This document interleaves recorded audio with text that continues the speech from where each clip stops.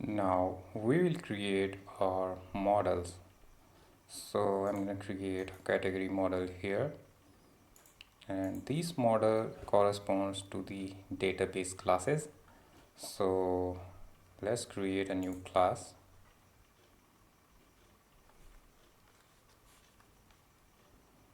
and name it category.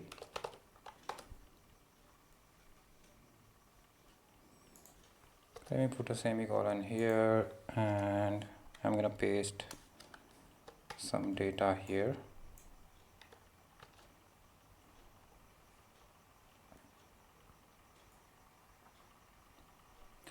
Okay, so our category model will contain an ID, which will be a primary key, and create date, update date, delete date, and delete date will be nullable. So whichever property have deleted null, it means it is not deleted. If it has some date, then it is deleted.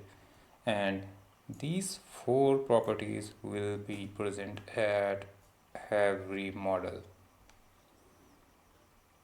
and these two values will be a default value, which is our current date, and we also have a category name which will be required, and its max length should be 100. It is a validation for this category name, and this validation will go into the database. So in our database, this column will be a non-nullable, and its length, max length, will be 100. Now we have a category ID which is used for self join. It means a category can have a parent category. We can also name it parent category ID or whatever suits you. And these tools are navigational properties and will be used for joining category with category. It means self join. And category also will be linked to the product table. That is why this navigational property is present here, and this product class will be created later. So let's create another class. Let's name it product.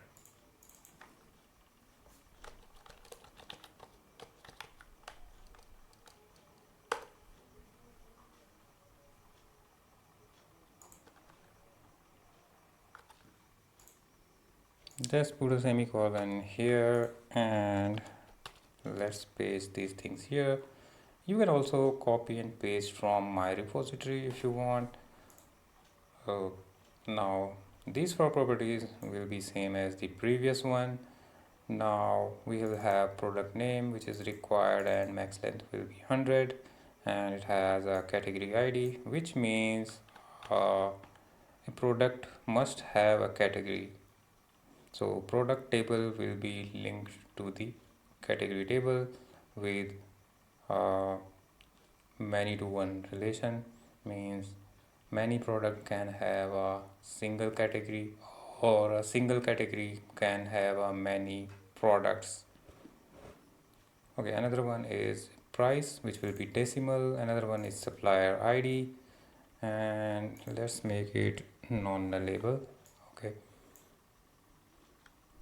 and it is SKU, which is its SKU,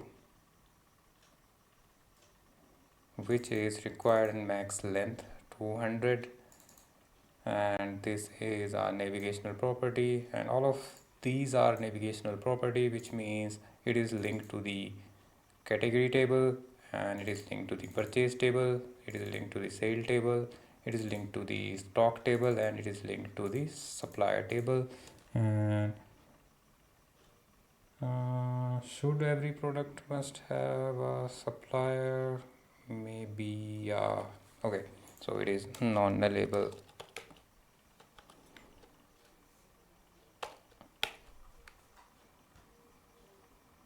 And every product must have a stock, so it must be a non-nullable too.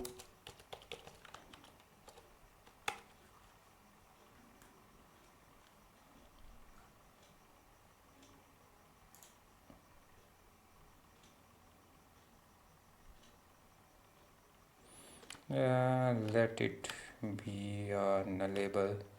If a product does not have any entry in stock, it means it does not have any stock. I'm confused. Should we leave it null? If we leave it null, that's fine. If we don't leave it null, it means it will have one row in the stock table, and that row must have some quantity, even it's 0. So let's make it non-nullable. Okay, final null.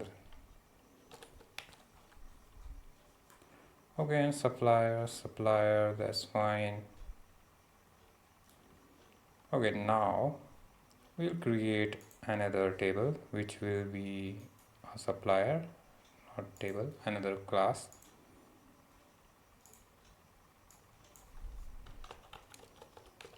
Supplier.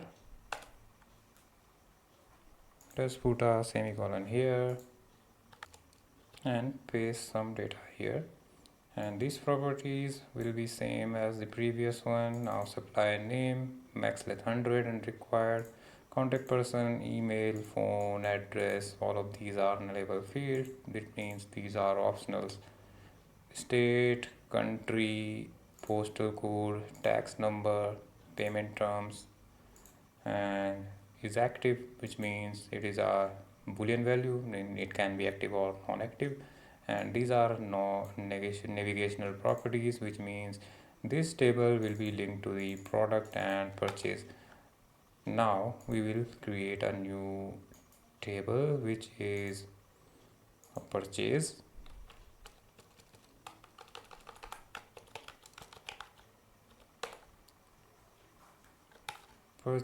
Let's create few more tables, like let's copy this thing, paste and paste, and let's name it sale.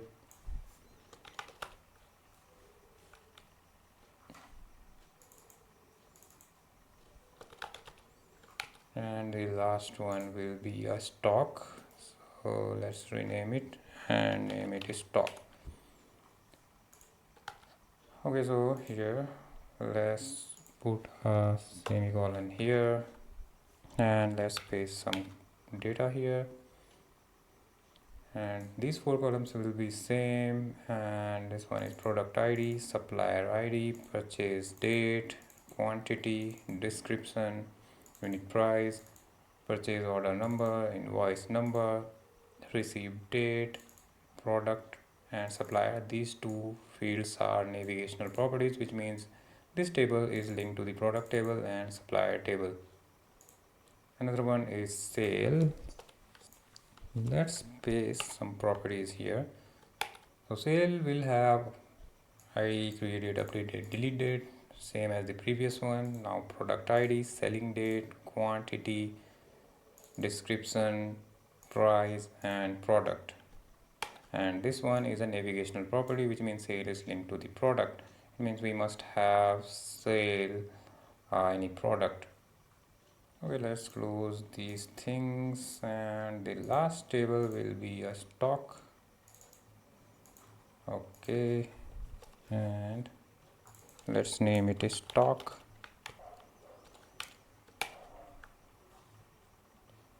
So stock will have ID created, updated, deleted, same as the previous one, and product ID.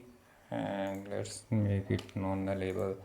Product ID, quantity, and product. So let's make it non-nullable. I think now we should make it nullable. Okay, and in the product table it should be nullable too. In this way we can separately do entry for the product table. Otherwise, whenever we enter some data in product table, we must enter the corresponding data in the stock table. But what if you want to write some data with SQL script. It means you have some data in SQL script and you want to enter that data in the database, then that way it will fail. Okay, so now it's final, I hope. Okay, so stock will have product ID, quantity and product, which means it may have an entry related product. This one is a navigational property.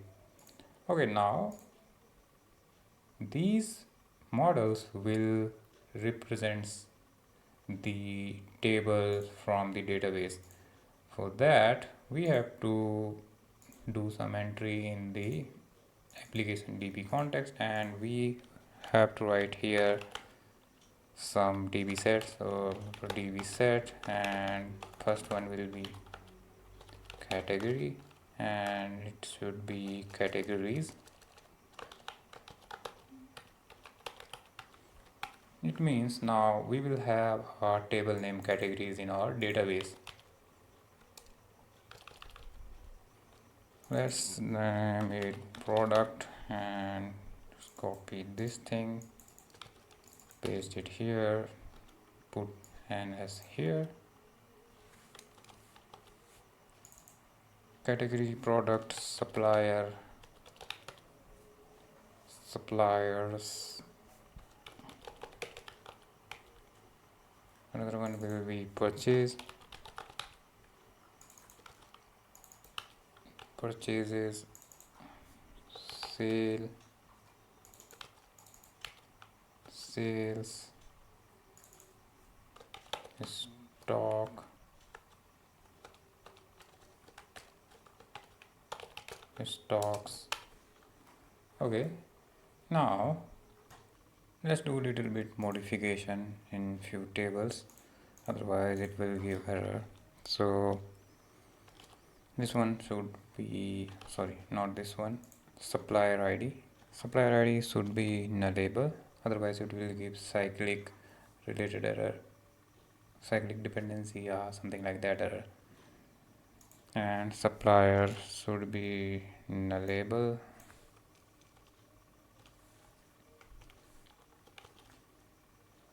So this one is nullable, this one is nullable, and supplier ID is nullable. Okay, and in supplier,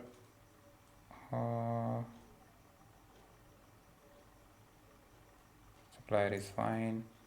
In purchase, these two, product ID and supplier ID, should be nullable.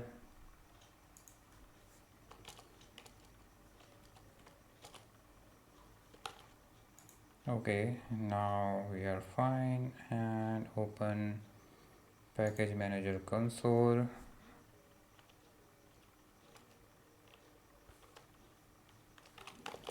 Type here add migration model added.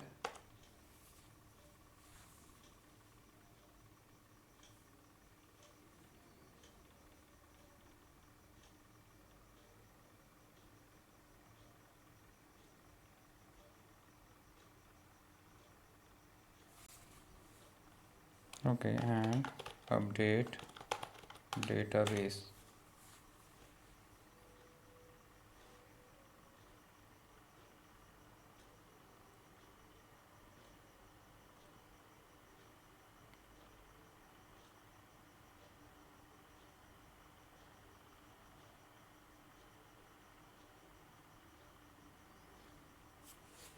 Okay, so we are done. Let's go here and let's check our database.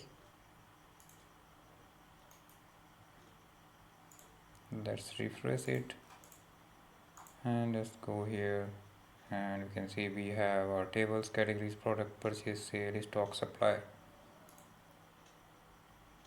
So we have created our models. Let's close all of them.